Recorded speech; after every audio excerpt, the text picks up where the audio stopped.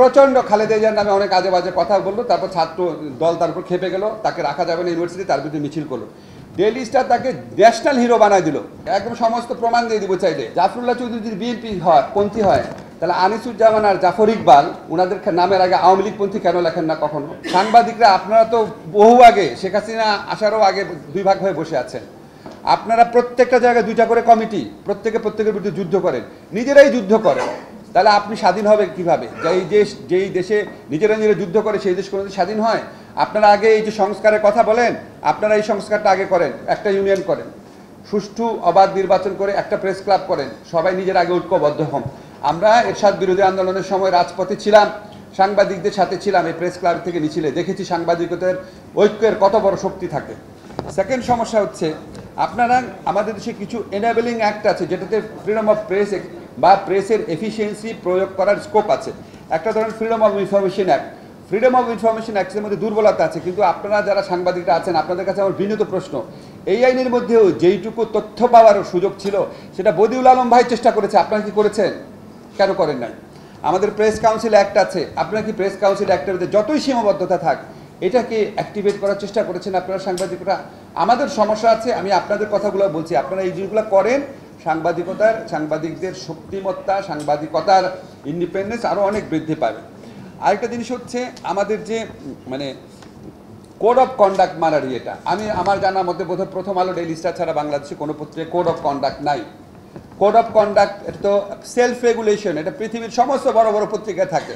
R code of conduct যে দুইটা পত্রিকা আছে, এই দুইটা পত্রিকা থেকে একটা উদাহরণ দিই যেখানে কোড অফ কন্ডাক্ট আছে। ডেইলি স্টারে আপনার আজকের থেকে 13-14 বছর আগে একদম সমস্ত প্রমাণ দিয়ে দিব চাইলে, সেখানে ঢাকা ইউনিভার্সিটির একজন লেকচারার, যেহেতু আইন বিভাগের লেকচারার, একজন স্পষ্ট করে মনে আছে আমার, সে প্রচণ্ড খালেদা জিয়ার নামে অনেক আজে বাজে কথা বললো, তারপর ছাত্র দল তার উপর খেপে গেল, তাকে রাখা যাবে না ইউনিভার্সিটি, তার বিরুদ্ধে মিছিল করলো। ডেইলি স্টার তাকে ন্যাশনাল হিরো বানায় দিল। ফার্স্ট পেজে প্রফেসর নাম দিয়ে আসতো, সে হলো লেকচারার, তার নাম লেখা হতো প্রফেসর, প্রত্যেক দিন প্রফেসর লেখা হতো, বিকজ খালেদা জিয়ার বিরুদ্ধে সে বাজে কথা বলেছিল, তারপর ছাত্রদল মিছিল করে তার পদত্যাগ চেয়েছিল। তারপরে যখন তাকে ঢাকা বিশ্ববিদ্যালয় শিক্ষক সমিতি ইউনানিমাসলি প্রত্যেকে একত্রিত হয়ে যখন তাকে ঢাকা ইউনিভার্সিটি থেকে বের করে দিল, এই নিউজটা ডেইলি স্টার ছাপে নাই। আমি খুবই সরি, আমি এটা বলতে হচ্ছে, সে এত উন্মত্ত মানসিকতা ছিল, সে বছর কয়েক আগে আত্মহত্যা করেছে। এইরকম একটা মানুষকে হিরো বানিয়েছে ডেইলি স্টার, কিন্তু তাকে যখন ঢাকা ইউনিভার্সিটি ক্লাব থেকে বের করে দেওয়া হচ্ছে, ঢাকা ইউনিভার্সিটি ক্লাবের ইতিহাসে প্রথম ইউনানিমাসলি বের করে দেওয়া হয়েছে, সেই নিউজটাই ডেইলি স্টার ছাপে নাই। জাতীয় বীর যে বানিয়ে ফেলেছিল, এটা হচ্ছে ডেইলি স্টার, একটা উদাহরণ দিলাম। আর হচ্ছে প্রথম আলো, যে পত্রিকা আমি নিজেই লিখি, প্রথম আলোতে আপনারা দেখবেন সুযোগ পেলেই কি আপনার জাফরুল্লাহ চৌধুরী হচ্ছে বিএনপি পন্থী। তা আমি সবসময় সৌরভে আছে বলতাম, ভাই জাফরুল্লাহ চৌধুরী যদি বিএনপি পন্থী লেখা আছে, একবার দুইবার হলো আমি নিজের চোখে পড়েছি, জাফরুল্লাহ চৌধুরী যদি বিএনপি পন্থী হয়, তাহলে আনিসুজ্জামান আর জাফর ইকবাল ওনাদের নামের আগে আওয়ামী লীগ পন্থী কেন লেখেন না কখনো লেখেন নাই। তো এরকম ইনবিল্ড এক ধরনের পার্সিয়ালিটি যদি থাকে, তখন আপনাদের প্রতি মানুষের রেসপেক্ট আসবে না, মনে হবে আপনারাও তো একটা পার্টিজানের অংশ।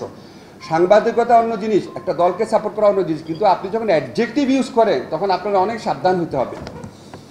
যেমন আপনি ডেইলি স্টারের জিনিসটা মাহফুজ ভাইকে বললেন, আপনারা নিজের থেকে যখন বলেন না যে সরকার সংস্কার করুক, আপনারা নিজের থেকে সবাই মিলে একত্রিত হয়ে যদি অল্টারনেটিভ প্রপোজালগুলো দেন, এই প্রপোজালগুলো সরকারি যে কোনো উদ্যোগের চেয়ে ভালো হওয়ার সম্ভাবনা থাকে।